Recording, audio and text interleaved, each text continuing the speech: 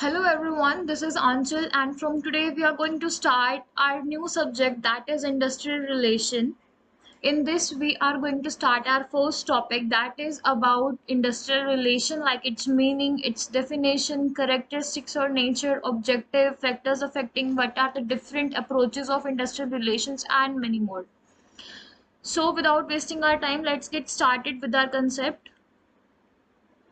So basically, as I told you, our first topic is all about industrial relation. As this picture depicts, the relation of industry is all about in between employee, employer, government और trade unions.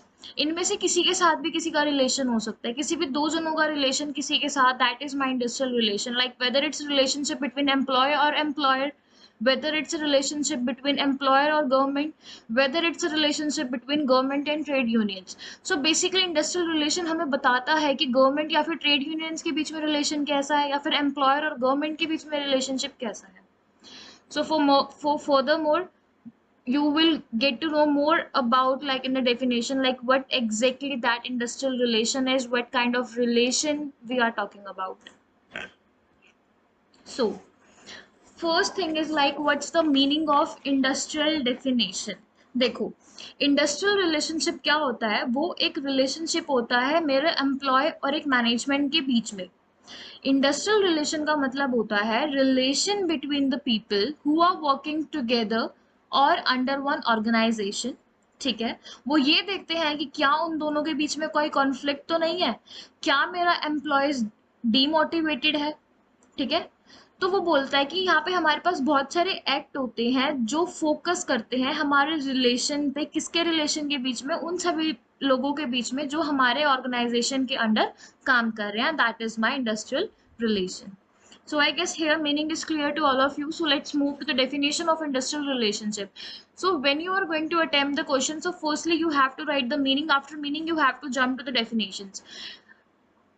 Two professors has given the definition, one is negative and one is positive, so both are necessary to write and mention in the examination. So first definition has been given by according to Professor Dunlop. What do he say is कि ना, ये बोलता है कि ना,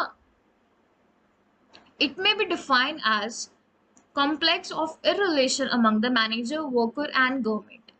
That means he says that this definition is negative. अब यहाँ पे उसने कॉम्प्लेक्स वर्ड को क्यों यूज किया है, क्योंकि कॉम्प्लेक्स वो इस चीज को इसीलिए बोल रहा है बिकॉज आई थिंक कि ना एम्प्लॉयर्स को तो बेनिफिट मिल रहा है पर मेरे एम्प्लॉयज को बेनिफिट नहीं मिल रहा है. तो इस चीज के लिए यहाँ पे गवर्नमेंट ने क्या किया, गवर्नमेंट ने एम्प्लॉयज के वेजेस को फिक्स कर दिया. अब यहाँ पे गवर्नमेंट ने अपना काम तो कर दिया कि हाँ भाई ठीक है, मेरे एम्प्लॉयज को प्रॉपर वेजेस नहीं मिल रहा है तो गवर्नमेंट ने आके मेरे एम्प्लॉयज की वेजेस फिक्स कर दिए. बट इसी चीज पे मेरी ट्रेड यूनियन का क्या बोलती है कि भाई अगर किसी भी कंपनी को प्रॉफिट मिल रहा है ना किसी और ऑर्गेनाइजेशन की वजह से, तो वर्कर्स को प्रॉफिट और वेजेस जो है वो उसी के अकॉर्डिंग मिलेगा, ना कि जो भी गवर्नमेंट ने फिक्स किया है उसके अकॉर्डिंग मिलेगा. और अगर कंपनी ऐसा नहीं करती है ना, तो ट्रेड यूनियन उस टाइम पे क्या करती है, स्ट्राइक कर देती है.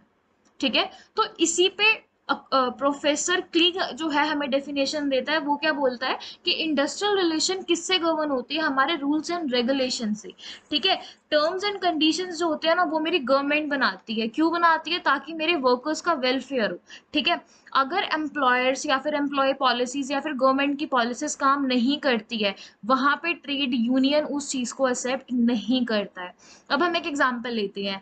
मान लो मेरे पास ट्रेन्ड एम्प्लॉय है जिनको मैं सैलरी दे रही हूँ 1000 rupees, on the same side I am having my untrained employees जिसको मैं सैलरी दे रही हूँ 800.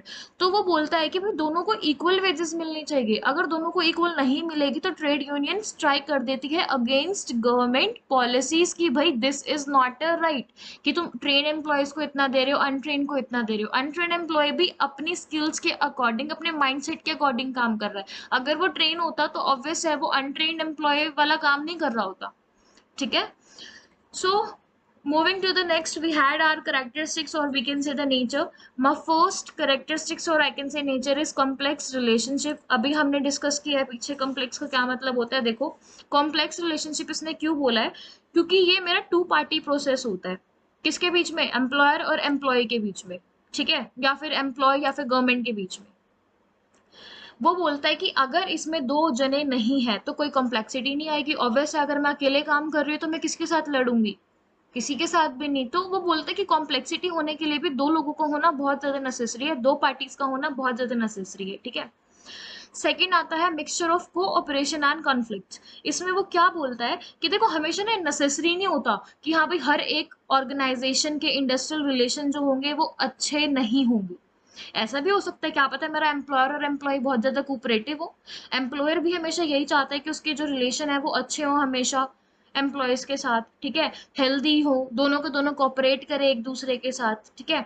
अगर मान लो एम्प्लॉयर प्रॉपरली उनको रेंट या फिर वेजेस मेडिसिन प्रोवाइड कर रहा है और इन रिटर्न एम्प्लॉयज भी उसको अच्छा प्रोडक्शन ला के दे रहा है, तो कॉन्फ्लिक्ट्स क्यों होंगे?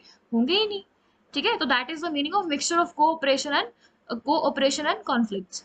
So third I have is dynamic and developing concept. As you all know, what do dynamic and develop means is dynamic means change and develop means improvement. और अच्छा है, हमेशा हमारे रिलेशन में चेंजेस भी आते हैं, फिर उन चेंजेस की वजह से इम्प्रूवमेंट भी आते हैं।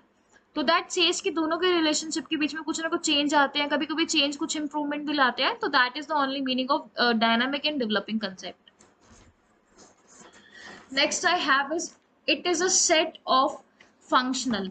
वो क्या बोलता है कि इंडस्ट्रियल रिलेशन ना मेरा डिपेंडेंट होता है, कॉम्प्लेक्स होता है, ठीक है। ये मेरा एक ऐसा फंक्शन होता है जो हमेशा चलता ही रहता है। कॉन्फ्लिक्ट जो होते हैं वो किसी के भी बीच में अराइज हो सकते हैं, ठीक है। अब कॉन्फ्लिक्ट भी कैसे अराइज हो सकते हैं? Social conflict. सोशल कॉन्फ्लिक्ट में क्या क्या आता है? जैसे conflict regarding working condition of the employer और एम्प्लॉयज। तो किसी भी तरीके के हमारे पास कॉन्फ्लिक्ट्स आ सकते हैं, they can be political, social, legal factors और एनी, ठीक है।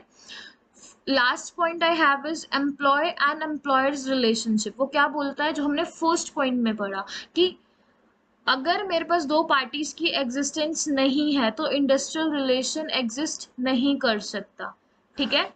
मतलब workers and their organisation relation है, एम्प्लॉयर्स और मैनेजमेंट ये भी है मेरा रिलेशन है। तो मतलब 2 पार्टीज का होना बहुत ज्यादा नेसेसरी है मेरा इंडस्ट्रियल रिलेशन में. Next I have is objective. Objective में वो क्या बोलता है? First objective is to protect workers and management interest. वो इसमें क्या बोलता है कि ये क्या करता है, मेरे वर्कर और मैनेजमेंट के रिलेशन को प्रोटेक्ट करता है. कैसे प्रोटेक्ट करता है? By creating excellent understanding and goodwill between various sections that are responsible for my production, ठीक है। अगर मान लो मेरे वर्कर्स जो है वो डिमांड करते हैं मेडिकल बेनिफिट, ठीक है, और एम्प्लॉयर उनको वो चीज प्रोवाइड कर रहा है, तो डिस्प्यूट तो मेरा वहीं की वहीं खत्म हो जाता है, ठीक है। तो इस यही इतना ही मतलब है हमारे to protect workers and management interest, ठीक है। Second point I have is to improve economic status of workers. वो क्या बोलता है कि जो एम क्या है मेरे इंडस्ट्रियल रिलेशनशिप का कि इम्प्रूव करना इकोनॉमिक स्टेटस किसका? वर्कर्स का. कैसे? उनकी वेजेस को इंक्रीज करके, उनको बेनिफिट्स प्रोवाइड करके, ठीक है, या फिर बाय हायरिंग और assisting workers in developing good and effective budget के अंदर, ठीक है। अब हम एग्जांपल भी ले सकते हैं यहाँ पे. अब देखो वर्कर्स को सिर्फ क्या चाहिए? एक अच्छा लिविंग स्टैंडर्ड, ठीक है, जो क्या इंक्लूड करता है? फूड, एजुकेशन, मेडिसिन, ठीक है। और एम्प्लॉयर्स क्या करता है? अगर वो इन सब चीजों को प्रोवाइड कर रहा है तो ऑब्वियस है उनका इकोनॉमिक स्टेटस अच्छा रहेगा वर्कर्स का. वर्कर्स भी कॉन्फ्लिक्ट नहीं करेंगे, लड़ाइयाँ नहीं करेंगे, स्ट्राइक नहीं करेंगे. तो ये सारी चीजें क्या कर रही हैं? इंप्रूव कर रही है इकोनॉमिक स्टेटस हमारे वर्कर्स का. Third point I have is to ensure the workers participation. वो क्या बोलता है? It aim to give chance to all the workers to express their views to management. वो बोलता है कि ये हमें चांस देता है कि सारे के सारे वर्कर्स जो है, जो भी उनका व्यूज है, उनका जो परसेप्शन है, वो मैनेजमेंट को जाके बताएं, ठीक है। वो लोग भी पार्टिसिपेट करें डिसीजन मेकिंग में, ठीक है। एग्जाम्पल ले सकते हैं आप. देखो मैनेजमेंट क्या करती है? रूल्स एंड पॉलिसीज बनाती है वर्कर्स के लिए. तो अगर उन रूल्स एंड पॉलिसीज को बनाते वक्त अगर मैनेजमेंट वर्कर्स को इन्वॉल्व करती है तो obviously they can say yes that कि हाँ they agree for all those rules and regulations, all those policies, because आखिरी में उन्हीं लोगों को वो चीज एक्सेप्ट करनी होती है. तो यहाँ पे मैनेजमेंट क्या करती है? हमारे वर्कर्स को पार्टिसिपेट कराती है इन डिसीजन मेकिंग में. Next I have is to develop and support labour unions. वो क्या बोलता है कि ये क्रिएट और प्रोटेक्ट करती है लेबर यूनियंस को भी, ठीक है, ताकि मेरे जो वर्कर्स की स्ट्रेंथ है वो एनहांस हो सके, ठीक है। अगर मान लो मेरे ट्रेड यूनियन के पास फंड ही नहीं है, तो ट्रेड यूनियन हमारी हेल्प कैसे करेगा? ट्रेड वो डेवलप ही नहीं कर पाएगा, ठीक है, और अगर वो डेवलप नहीं है तो वो सपोर्ट नहीं कर पाएगा। तो यहाँ पे क्या होता है, कुपरेशन की जाती है। अगर मैं पार्ट हूँ किसी यूनियन का तो यूनियन मेरे को हेल्प करेगी मेरे बैड टाइम में, ठीक है, मतलब लेबर्स की हेल्प करती है। Trade union is basically for labours, ठीक है, तो वो लेबर्स की हेल्प करती है। Next I have is to reduce strikes and lockouts. वो क्या बोलता है, एक बेटर लाइफ के लिए एक बेसिक नेसेसिटी की जरूरत पड़ती है, ठीक है। अगर एक एम्प्लॉयर हर एक चीज प्रोवाइड कर रहा है मेरे एम्प्लॉय को, ठीक है, अपने एम्प्लॉय को, तो ऑब्वियस है वो लोग स्ट्राइक ही नहीं करेंगे। अगर मान लो मेरे ऑर्गेनाइजेशन में 90 एम्प्लॉय सेटिस्फाइड है और 10 सेटिस्फाइड नहीं है, तो वो 10 जने अकेले मिलकर स्ट्राइक नहीं कर सकते, ठीक है। तो जिसका मतलब है कि यहाँ पे इंडस्ट्रियल रिलेशन क्या कर रहा है, रिड्यूस कर रहा है मेरे स्ट्राइक्स एंड लॉकआउट्स को, ठीक है। Next point is to sustain industrial democracy. वो क्या बोलता है कि अगर organise if like I can say if organization is making workers participates in activities of the business, मतलब कि अगर मेरी ऑर्गेनाइजेशन वर्कर्स को पार्टिसिपेट करा रही है मेरी हर एक एक्टिविटी की किसकी एक्टिविटी की, बिजनेस की एक्टिविटीज में, ठीक है। अगर वो लोग उनके प्रॉफिटेबिलिटी के बारे में भी सोचते हैं और कोई भी इशू अराइज होता है तो ऑर्गेनाइजेशन उनको सॉर्ट आउट कर रही है, तो वो लोग क्या कर रहे हैं, इंडस्ट्रियल डेमोक्रेसी को सस्टेन कर रहे हैं, ठीक है। उसके बाद लास्ट पॉइंट क्या आता है, टू इंक्रीज माई प्रोडक्टिविटी। वो क्या बोलता है कि अगर मेरे एम्प्लॉय सेटिस्फाइड है तो ऑब्वियस है दे विल परफॉर्म बेटर और प्रोडक्शन जो होगा मेरा ऑटोमेटिकली इंक्रीज हो जाएगा। So in this video we have done with the meaning of industrial relation, definition of industrial relation, what are its characteristics, और we can say nature, and also we have talk about objective of industrial relation. So in the coming video we are gonna do more topics related to the industrial relation. So in this video we have done, so I guess this explanation is gonna help you out. Explanation is so easy that you all can make notes in your own language. So next video would be posted soon, so thank you for watching.